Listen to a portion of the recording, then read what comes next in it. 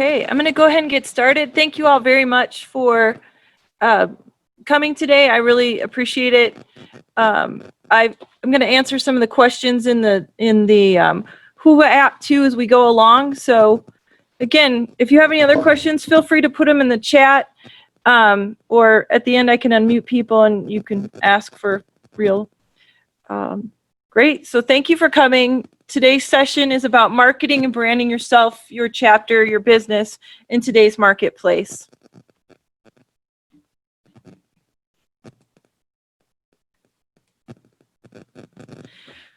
So there are really four key steps to setting up a marketing and plan and a brand for yourself. First you really need to do your research, then you need to build your plan, and you need to measure your results. So we're going to start with the first one, do your research. Really, there's four things, and we'll kind of go into each of them individually. But the first thing is know your product. So whether your product is Phi Alpha Delta, yourself, your company, a product you're trying to sell, you should really know as much about it as possible. To do that, you need to do research. So if you're going to market Phi Alpha Delta in your chapter, know as much about Phi Alpha Delta as you can. We have a long storied history. We have a website. Sorry, I'm still letting everyone in. We have a website. We have people you can talk to. Get as much information on your product. If it's you, know as much about yourself as you can. What do you bring to the market? What skill set you have? And put those all together. Take time to put it together. Maybe it's in a spreadsheet or a Word document, something with your company. Figure out what your company's going to stand for. What are you going to do? What are you going to bring to the market? What are the objectives that your company wants to meet or fill a need in the marketplace? The second would be to know your customer. That's sometimes easier said than done. You really need to know who you want to reach, and that's on many levels. If you're talking Phi Alpha Delta, who do you want to bring Phi Alpha Delta to? Who's our best candidate for that? Who would be most receptive to your message? If you're marketing yourself and you're looking at getting a new job, expanding your skill set, getting a promotion, what is it that you bring, and then who would you want to sell that to? What companies do you think would be a best place for you to work? That sort of thing. And then number 3, know your market. Do some research on your market as well. Who are your competitors? Who are people you could potentially partner with that could allow you to bring even greater service to the market? And then finally, know your goals and your objectives. What do you hope to accomplish? Do you want to bring in 100 new members for your chapter? Do you want to get a promotion? Do you want to sell your product and reach, X number of sales a year? So those are the 4 steps in doing your research that really matter.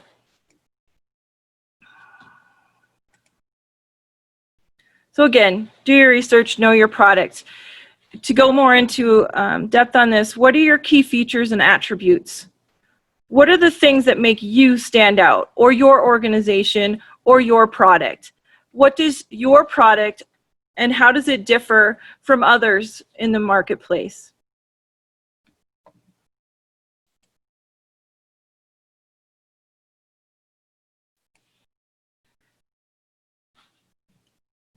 So number 2, know your market. What is your market?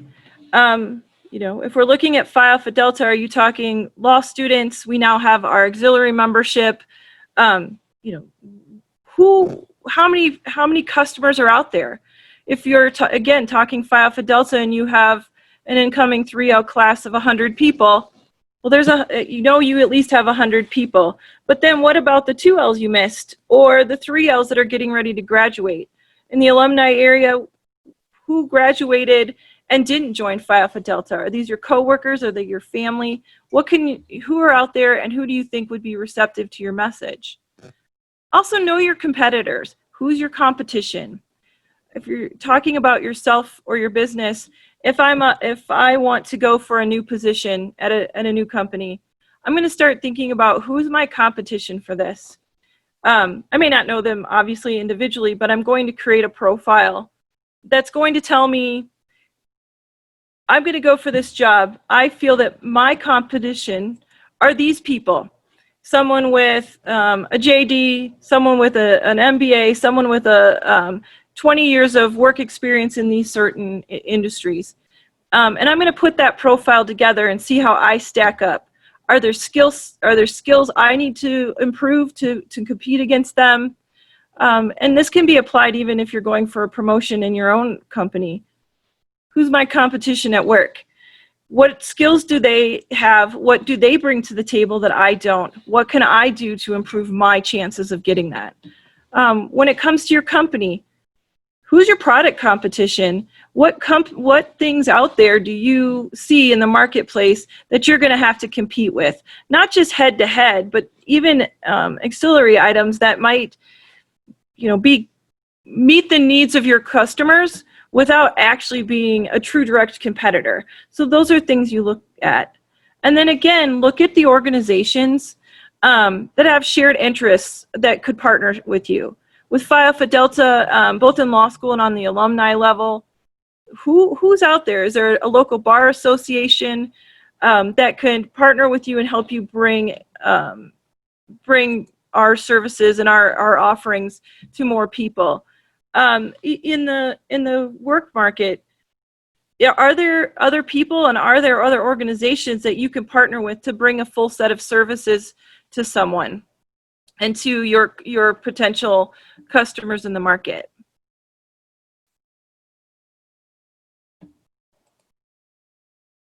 And number 3, know your customer. What do they need? What can your product bring them that would answer a question they have, fulfill a need they have? What can you do? And then what are all their needs? What does your product fill? And then how do they want to be communicated with? I think this is a big challenge in today's marketplace and really in the world in general. How do people want to be communicated with? There are so many options. Obviously, you still have the telephone. Are people okay when you pick up the phone and call them? Do they want to be texted? Is social media the best way to get to your audience? Which social media? I mean, are you talking LinkedIn? Do you want Facebook? Do they respond better to TikTok? YouTube videos? You really need to sit down and start listing what are the best ways, what are the ways to communicate? How do your customers want to be communicated with? And sometimes that's just as easy as talking to people. Find out who your ideal customers are, and then ask some people, how do you want me to address you? How do you want me to communicate my message to you? Because if you have a great message and a great product and you know all that stuff, but you can't get it to the people you need to get it to, it really defeats your purpose. So those are things that you really need to think about. And again, this takes a lot of legwork. And in general, you don't need to do it alone. There are companies out there, there are people out there that can help you put together these plans.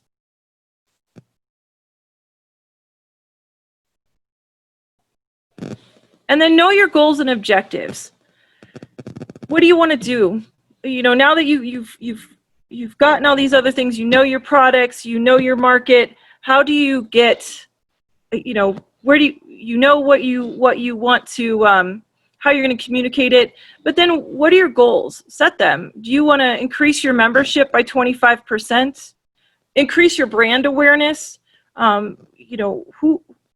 You already have an established company, so maybe you just want more people to know who you are, or you want to increase what people think about your company. Do you want to find a new job, get a promotion, change your careers, or bring in new clients? Depending on what your goals and objectives are is how you formulate your plan. And granted, you can have multiple goals, and you can also change them along the way. If you meet one, go to the next one. Okay, so once you have all your information, all your data, you've got it all together, you've put it in a format that's going to help you, start to look at your data. Figure out Are there any holes, gaps in your analysis? What do you need? And then from that, set your objectives. Where are you going to go? How many people do you want to reach?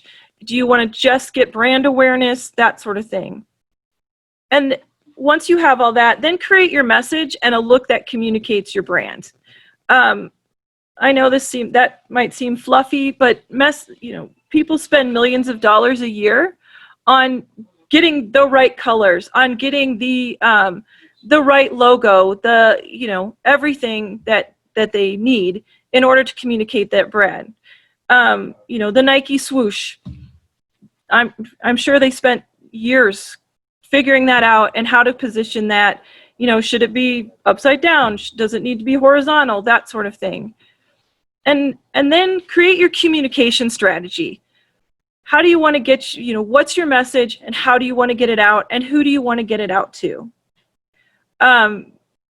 Sit down with people, sit down and look at your data and who you want to meet, and then figure it out from there. Start, list all the, what you want to say and how best you think to get that message.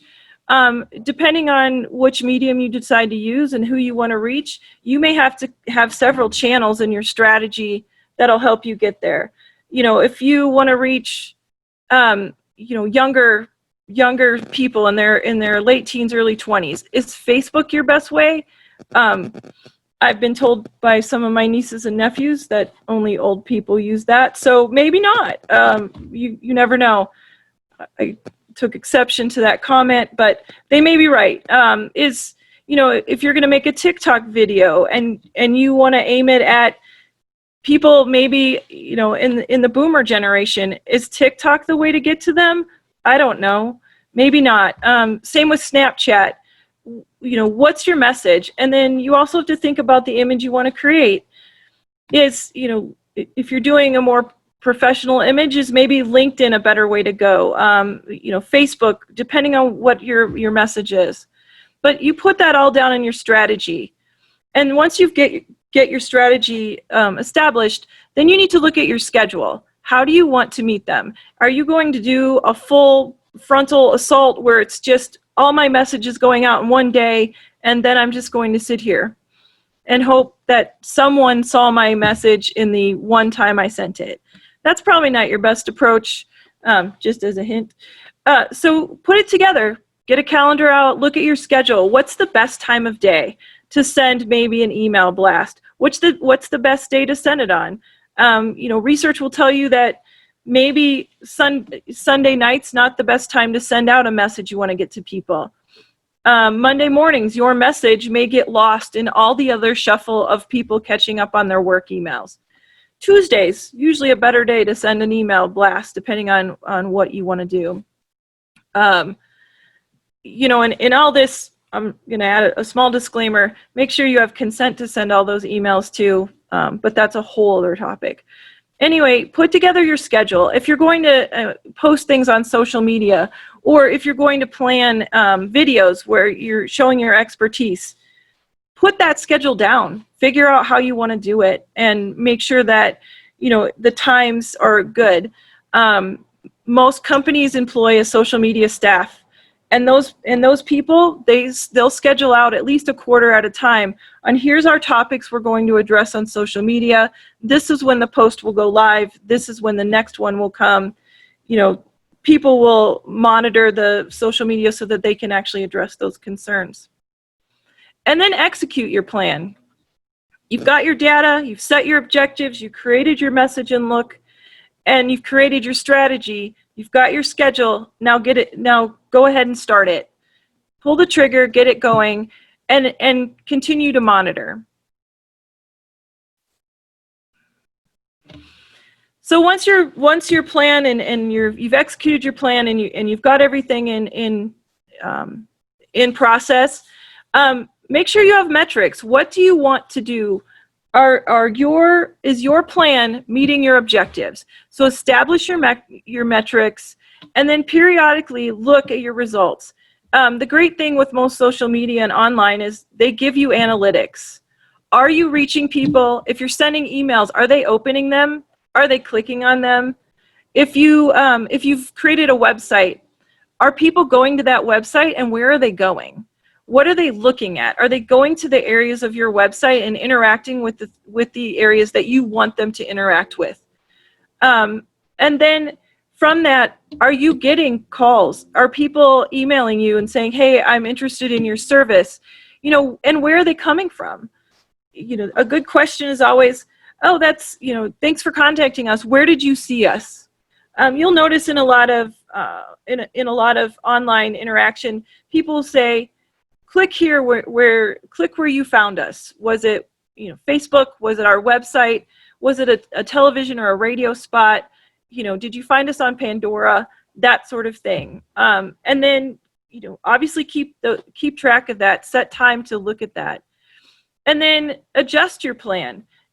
Your plan is never set in stone, and shouldn't be, because depending on how things are received, maybe people aren't receptive to your message. There's wording that's not helping. A color choice. Sometimes people are really turned off by colors. Those of you who know me well, you know that if you send me something that's purple, I may or may not respond well. It just depends. Obviously, if it has a Phi Alpha Delta logo or a Minnesota Viking, I will be much happier than if you send me a purple turtleneck. But, you know, those are the things to think about. What colors? Some colors really rub people the wrong way, and you don't want your brand to be that. And again, some colors evoke emotions and mean different things. If you look at companies that are in, you know, environmental, a lot of times their stuff is green, or, you know, greens and browns, because that evokes nature for them. You know, those sorts of things to think about. So here's I have questions. I'm going to address some of the questions in the Whova app. One of the things was, the first one was, how can you work to brand yourself when you work for government, a law firm, or a corporation? That's a really good question. I think in general, I'm going to stop sharing my screen and just talk. Maybe.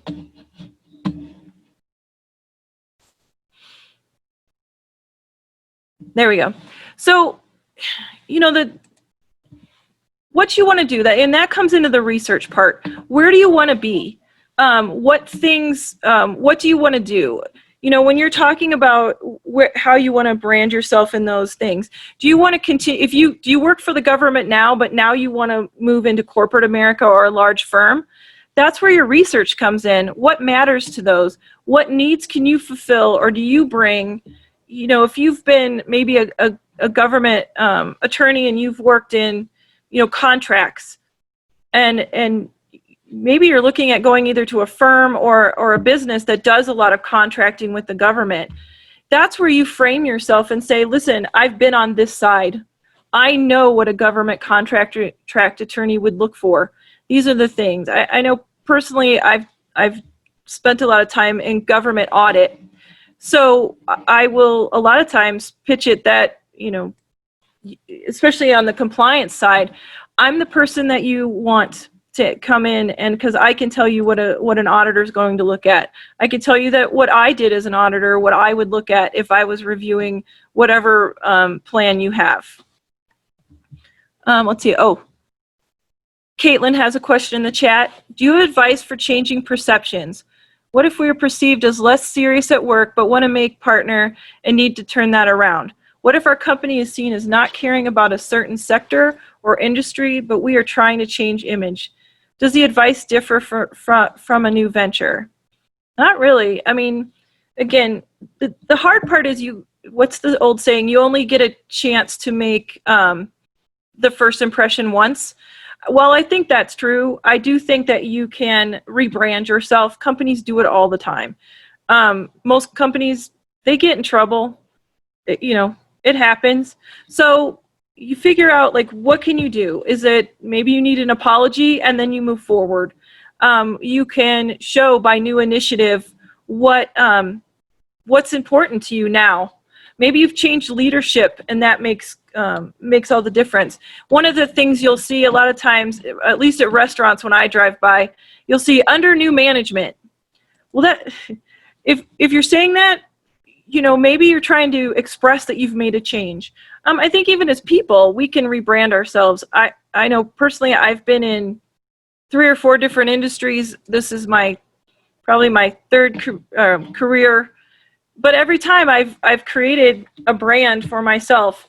Sometimes I will pull in brands from, or things from my past that help me build my new brand, but I'm always creating something that's going to fit with what other people are looking for and what other people need. Phi Alpha Delta, we're 118 years old. I'm quite certain that our message from 118 years ago or even 50 years ago is different, and should be, because now we're in a new time. So, we work on that. You still have what you have your core values, and then you build on those, and your outward face is what you're working on. And again, it all comes from research. What do your clients care about? What do these new jobs care about? And make that your face. And again, I'm not saying be fake. What I'm saying is bring out the attributes in you that are going to address those needs in the company, or in the organization. Let's see. I've got another question. Should you start branding yourself day one of law school? Yes. Yes. But in general, you have a brand. We all have a brand, whether it's the class clown, the gunner, you've got a brand. It's just figure out what's going to address the needs and what face you want to put forward. But yeah, day one of law school. And also, that kind of goes into what organizations you join, what internships you take, what jobs you take. Those are the things that help define you. And then, some of us were older students, and we came into law school with already an identity and a brand. I had done marketing before, and I brought that into law school with me, and I still, as you see, keep pushing it. But I think that, you can build that brand and just keep going with it, and really do your research. After passing the bar, what is the first thing you should do to market yourself? Obviously, again, you've already been branding yourself. You're coming in with an established thing, but look around, see what you can do. My advice is to network with people. Phi Alpha Delta obviously is one of the best ways to do that. If you're in Phi Alpha Delta, and obviously you're at convention, so you want to meet people, you want to get to know people, but it's easy after the bar exam to cocoon yourself and just sit there and try to get your mind back. But I would say get out there and start talking to people and telling them what you can contribute. Ask a lot of questions. This is a great time to start doing your research. Where do you want to be? What areas of law do you want to practice? What's the best way to get there? Especially because I know a lot of people go into law school and they're thinking, I just want to do this kind of law only. That's it. That's me. And you get there and you get to that firm, or you start to look, and maybe those jobs aren't available. So then you need to start thinking, what else? What are my other options? That's where, doing your research and talking to other attorneys, other students. Maybe you get out and you think, you spend a couple years in a firm and that's not for you. And that's okay. But what else can you do? There's several of us in what are they calling them now? JD adjacent jobs. And we're happier now, but we still pull on our law background. And we can go back and forth. But again, that's where your research comes in. And that's probably the best thing to do after you take the bar exam. Figure out where you want to go, put your plan together, figure out what makes you different, and really create that strategy that you're going to need to find the new job, to move up in your firm or company, and to make those connections or to build your business. let's see, Sam Ivy said, I am the head of a new practice group in my firm. I practice family law in a law firm that is not consumer facing. This firm's clients, all corporate, institutional. How do I start defining practice area, but do it within the brand of a firm?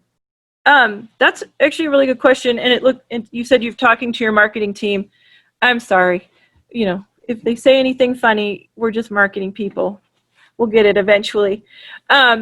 You know, that's where the internal marketing comes in. You know, that's where you define your group. Look at the skill sets that your group has and start to, you know, create your strategy for how you want to get your message out about your group, even internally. What are those? What needs does your group fill?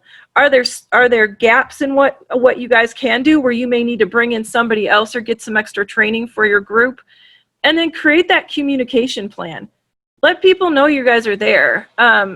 I think sometimes we get lost in corporate America or big firms because you're just one or two people or a 10-person group and there's all these other people. But it's still important to communicate what you do and what your group does to the rest of the organization. I've done compliance in large organizations. They usually know who we are. They would like to usually stick us in a box somewhere and hope that we don't come out very often.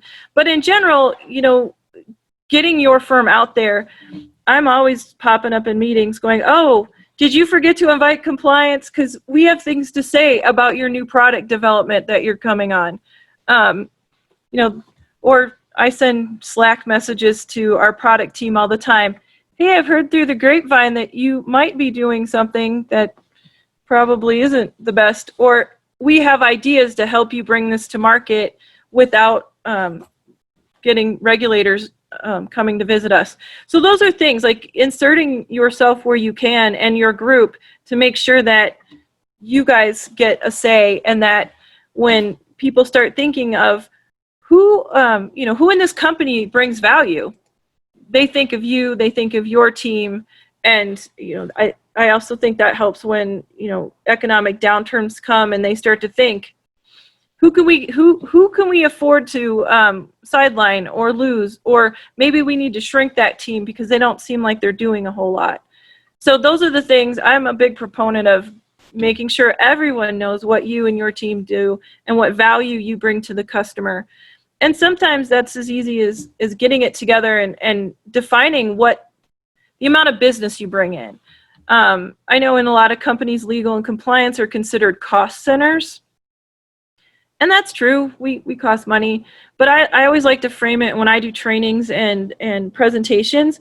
I will show them how much money we saved them in fines and potential fines and regulatory missteps.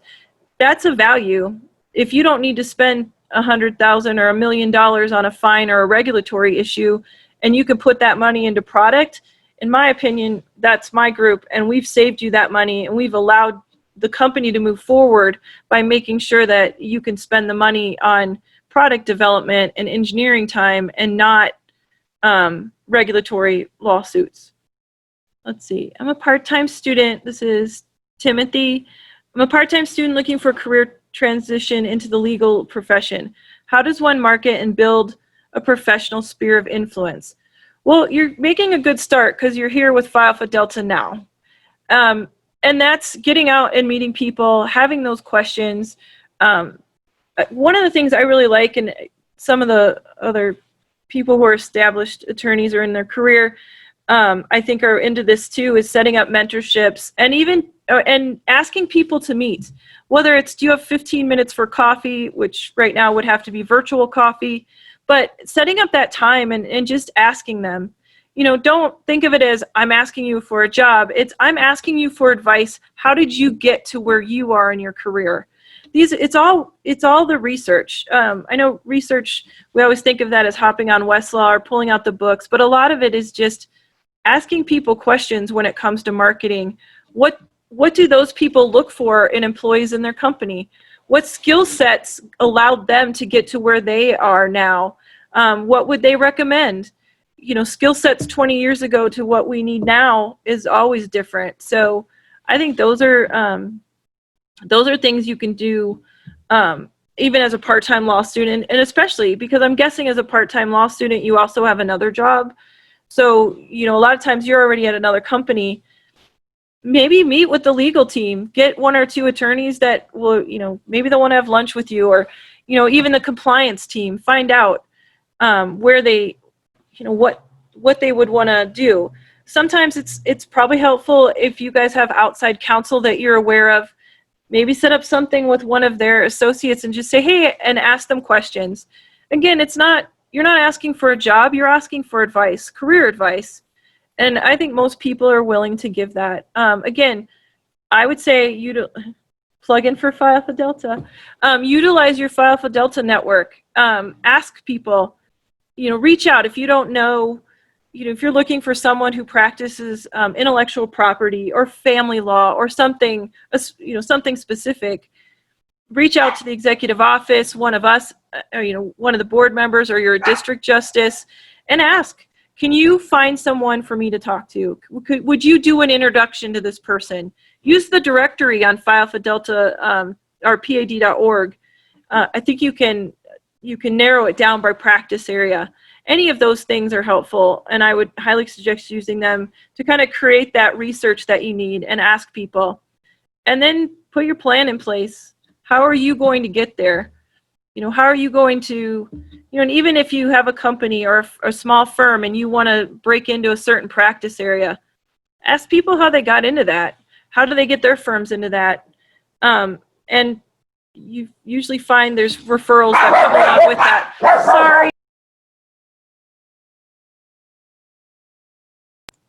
Sorry, dogs, the hazard of working at home. So again, are there any other questions? Oh, here's another one.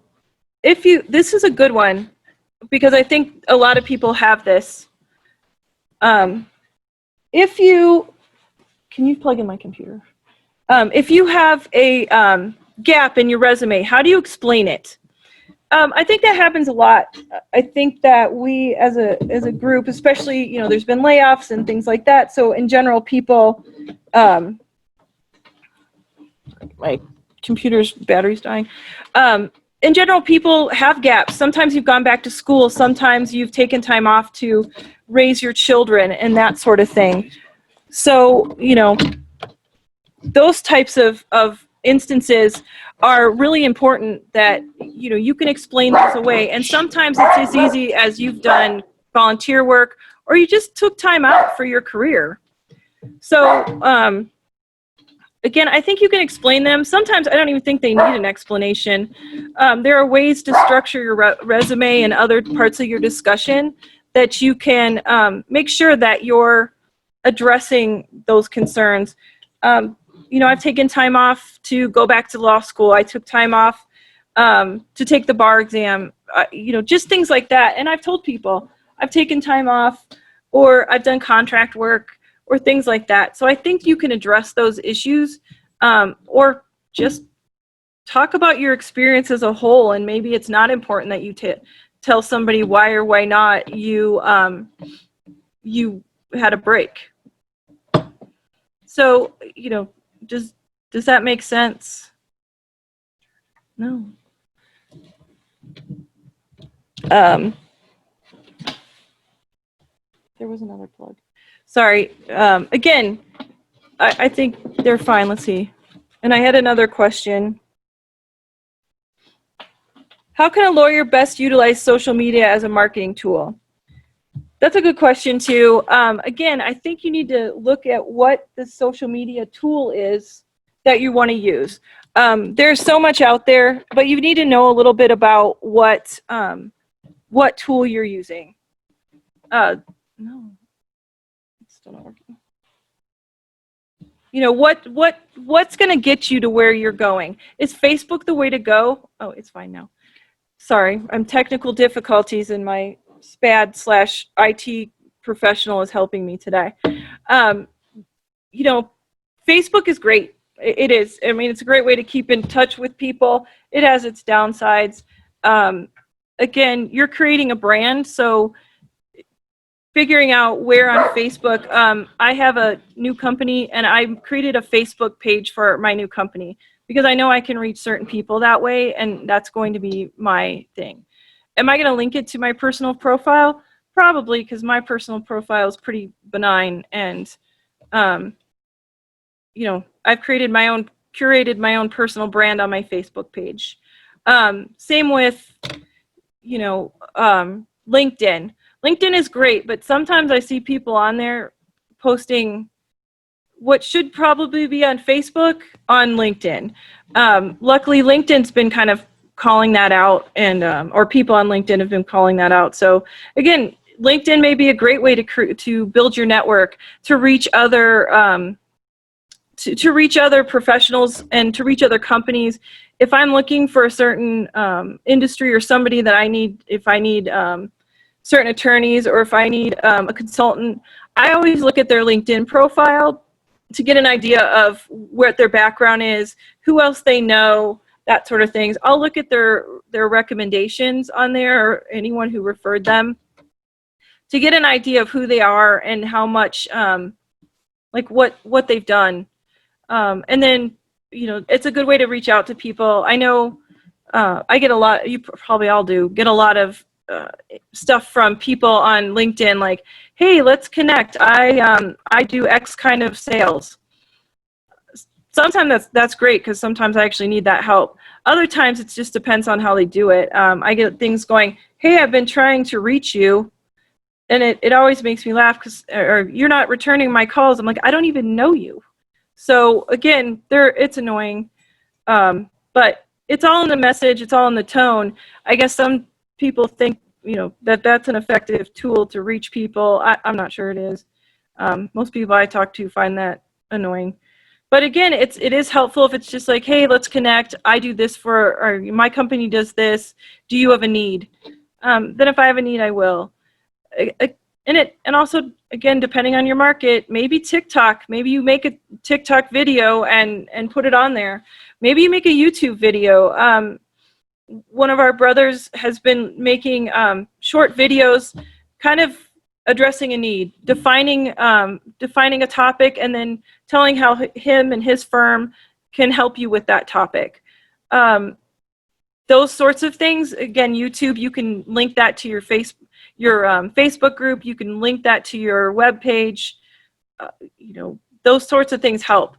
The other thing I would say is definitely have a web page. That's like the new Yellow Pages. I think that's, for some of you, Yellow Pages was the big book that you went into. And I remember I went and interviewed for a law firm one time, and he said, oh, you have a marketing background. Would you tell me what you think about my Yellow Pages ad? And he opened it up, and he had, the little ad with his picture, his grainy picture. It was kind of scary.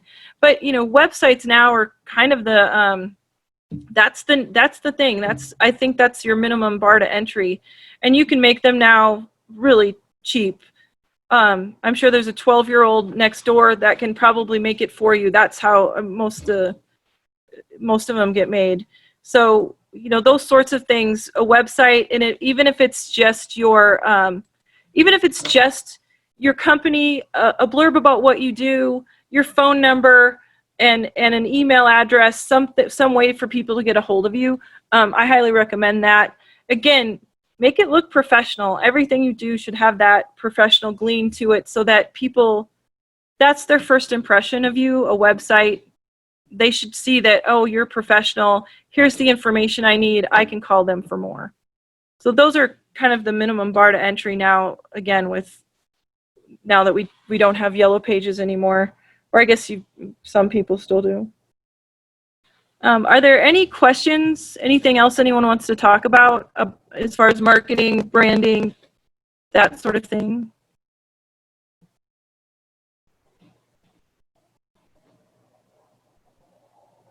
Any more questions on how to do the research or what metrics to set? Those are helpful too. I can go further into how to set your metrics if people are interested. It's really up to you. Oops. Again, I can take it off. I could unmute people. Let me see if you want to ask a question live. Maybe.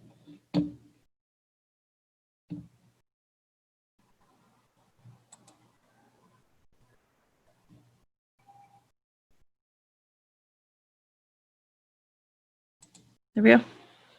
Or not. I've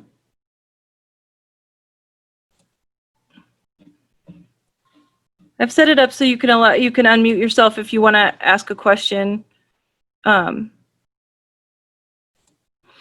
So metrics are great. Also regarding what about?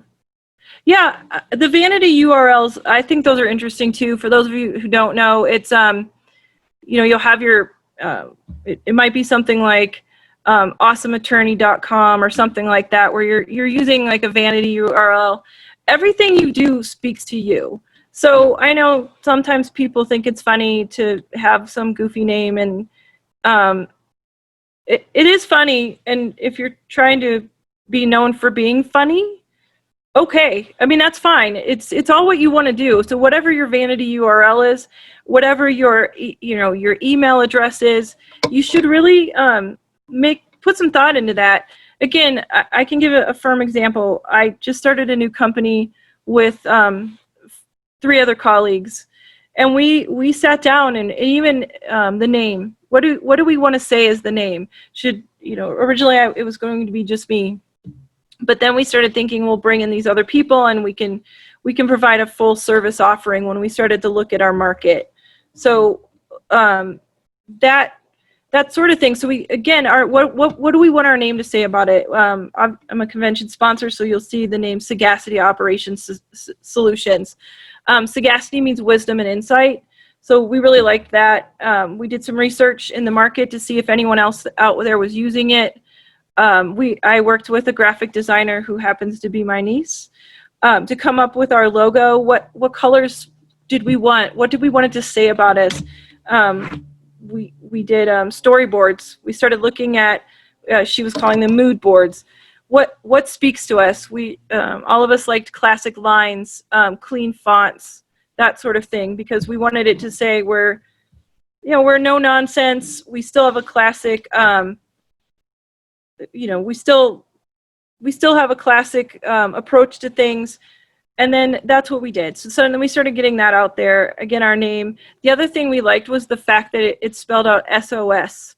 So help. We can help your small business grow, and so we use that SOS in our development. When we were putting together a website and we were talking about bios. What do we want our bios to say? Should our corporate bios just be like, Michelle has these degrees, whatever, or do we want to add a personal touch?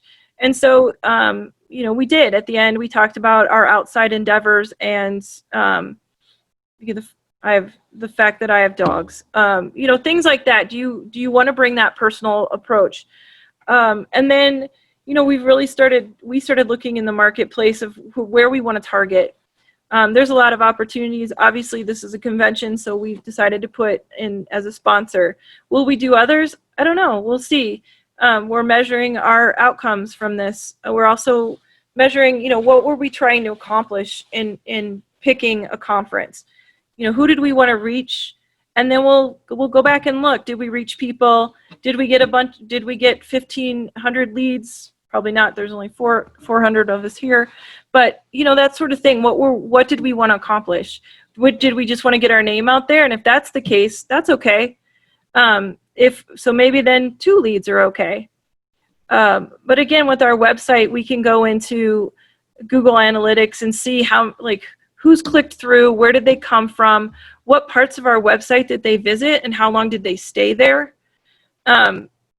If we have a main part of our website and for some reason no one's going to it, but we really want them to go there, maybe there's a problem with where we put the link on our website. Maybe it's in a color that is not visible enough, that sort of thing. So those are the kind of things you just keep thinking and tweaking as you go along to make sure that it's useful and that you're getting the feedback and you're getting that return on investment. Because that's the big thing. You put in time, you put in money, and you put in resources. All of those things. If that, you have a finite amount of resources. So if you're what you have and you're using it to achieve a certain objective or goal, did you meet it? And if you did, are you getting, for every dollar spent, are you maybe getting $100 back in return, or are you getting 50 cents? Which in some instances, a loss leader is what they call that. You'll throw something out there where it costs you, more to put that initial thing to get the people in, but you're having them buy something else. I think razors are a great example of that. That little razor handle, they'll give you that, but what they really want you to do is buy the razor cartridges. Any of you who've been out there, those are not cheap.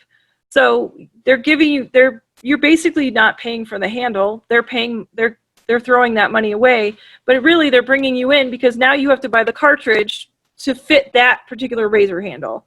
So those are the types of things that you think about. Do you want to put the money out just to get your name out, knowing that you might not get anything from it immediately, but building that brand recognition and that name so that you can keep coming back, once people start thinking. And I think a lot of things that's important with networking too. When I don't know, I know a lot of people don't like to use that term anymore, but community building, networking, however you want to say it, you put the time and effort into attending something so that people meet you, know about your business. You're trying to get a new job, you're trying to get more business. You put the time and effort into it. What's your return on it? Is that the place you need to be? Maybe it is. And you might not get an immediate return, but you've put the time in, and then 6 months down the line, someone says, wait a minute, I met this person and they do this type of family law, and that's what I need right now. So I'm going to find that person again and go back and talk to them.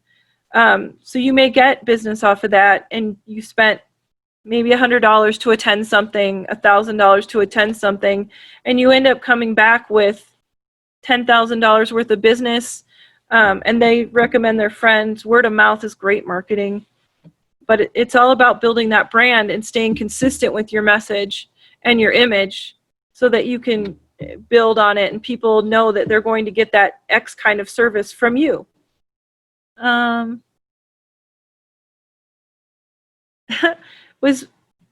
That's a good, was bored of my last name until I found law school. That's genius. You should totally use that in your marketing and your branding. It works.